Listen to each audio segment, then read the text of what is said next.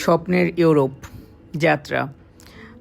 কিছু আবেগঘন স্বপ্ন সত্যি হতে চলেছে। কলকাতায় পোল্যান্ড ওয়ার্ক পারমিট ভিসার জন্য VFS গ্লোবালে আবেদন জমা দিতে গিয়ে রাজডাঙ্গা কসবার মার্কেট এলাকায় হোটেলগুলোতে থাকা ও কলকাতার অচেনা রাস্তায় খাওয়া দাওয়া এক অদ্ভুত অভিজ্ঞতার সৃষ্টি করে। ভিসা পাওয়ার অনিশ্চয়তা, কাগজের খুঁটিনাটি নিয়ে দুশ্চিন্তা এবং পরিবারকে ছেড়ে সুদূর ইউরোপে পাড়ি জমানোর আবেগ, সব মিলিয়ে হোটেল রুমের নির্জনতা আর কলকাতার কোলাহল অদ্ভুত এক ভারসাম্য তৈরি করে, যা স্বপ্নের কাছাকাছি যাওয়ার আকাঙ্ক্ষাকে তীব্রতর করে। অচেনা শহরের হোটেল রুম। আসলে কলকাতার কোনো ছোটো হোটেলে বসে যখন পোল্যান্ডের কাগজগুলো বারবার চেক করেন, তখন হোটেলের জানালা দিয়ে দেখা যায় শহরের ব্যস্ততা আপনার একাকিত্বকে আরও বাড়িয়ে দেয়। মনে হয় এই তো একটু সময়ের ব্যাপার, তারপরই হয়তো ওই চেনা পৃথিবী ছেড়ে অচেনা ইউরোপে পারি।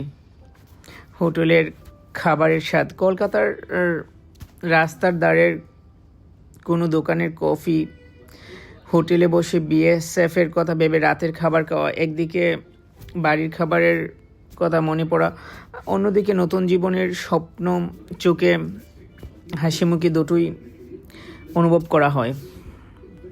সকালবেলা VFS-এর দীর্ঘ লাইনে দাঁড়িয়ে কাগজপত্র ঠিক আছে কিনা এই টেনশন, আর সন্ধ্যার পর কলকাতার ফুটপাতে হেঁটে বেড়ানো এক অদ্ভুত ইমোশনাল রোলার কোস্টার।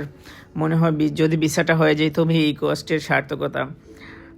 সন্ধ্যাবেলায় হোটেল থেকে গ্রিন টি উইশ করেছে, যেটা অনেক ভালো ছিল, এবং বয়েলিং ডিম দিয়েছিল, সেটা ভালো। এই সময়টা শুধু ভিসার আবেদন নয়, বরং নিজেকে নতুন করে চেনার এবং স্বপ্নের পেছনে দৌড়ানোর এক আবেগঘন যাত্রা। একাকিত্ব, আশা। হোটেলের ছোটো কামরায় শুয়ে যখন সিলিংয়ের দিকে তাকিয়ে থাকেন, তখন মাথায় ঘুরে শুধু একটা নাম, পোল্যান্ড। মনে হয় এই একটা রাত ঠিকঠাক কাটলে হয়তো সারা জীবনের ভাগ্য বদলে যাবে।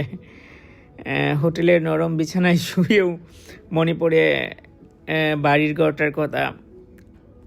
আর মা তো সবসময় আছেনই, বারবার জিজ্ঞেস করছেন কিছু খেয়েছিস তো, সাবধানে থাকিস ইত্যাদি।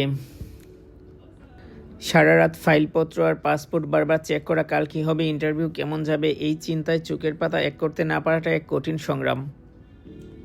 BSF সেন্টারের সামনে আপনার মতোই শত শত মানুষকে দেখবেন, সবার চোখে একই স্বপ্ন, একই ক্লান্তির চাপ। মনে মনে ভাববেন, আমি কি পারবো? আমার স্বপ্নটা কি সত্যি হবে? যখন